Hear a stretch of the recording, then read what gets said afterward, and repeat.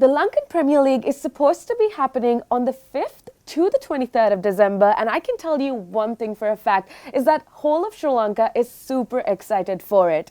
Now, we have a bunch of very special individuals with us to talk to us a little bit about the insights and what exactly is going on with regards to it. Now, first up, we have none other than Mr. Q Khan. A lot of you cricket fanatics out there already know this very special individual, but for those who don't, sir, first of all, introduce yourself to everybody. Tell us a little bit about yourself and your inspirations as well. Well, firstly, thank you for the invitation. So basically, I arrived in England Christmas Day, 1977, at the age of 12, and been based in the UK since. I'm a common guy, so the most important thing is that, wherever I am today in life is through friendship.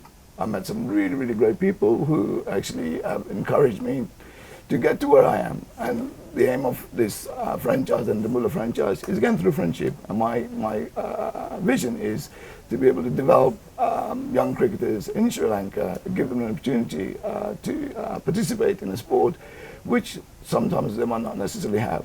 So going back to myself, in the United Kingdom, I have set up a business. So the company is called Hammer PLC. We've been trading for 17 years. My passion is cricket. I'm involved with grassroots cricket with the club called Buckhurst Hill for the last 22 years. I have a foundation, which is Hammer Foundation, and that basically helps underprivileged kids to participate in sport. I work with a number of organizations that basically promote exactly what my views and my ethics are. And the franchise has really given me an opportunity to basically fulfill my own passion of actually being able to give people the opportunity to believe in themselves, basically, to get to a level where, unfortunately, you don't need to be from a privileged background to be able to play sport. It is tough, but certainly someone helped me 20 years ago, and my vision is exactly the same. I want to help the next person along the line.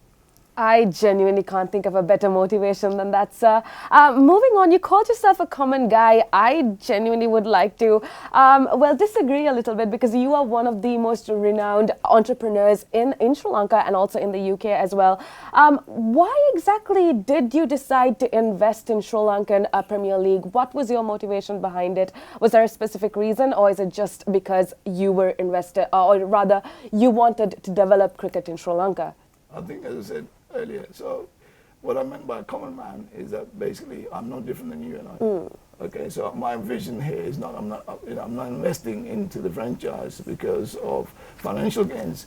I'm investing for personal gains, to be able to provide a situation, a platform for youngsters to be able to play sport.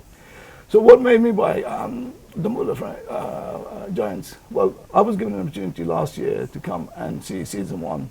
And to be honest, in the COVID, in the pandemic, the way the tournament was held and organized, I was so impressed. It was a no-brainer for me. From the time of arriving at the airport to getting to the hotel, doing the quarantine, and then going to the matches, the whole tournament was run so well. So I had no hesitation when the opportunity did come along. I had no hesitation of actually being part of it. I guess everybody listening is going to be impressed with that as well, knowing that you were treated well, as you should.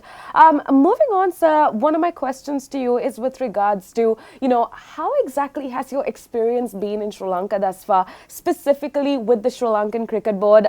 We want you to be as honest as possible. How exactly has your interactions been with the Sri Lankan Cricket Board?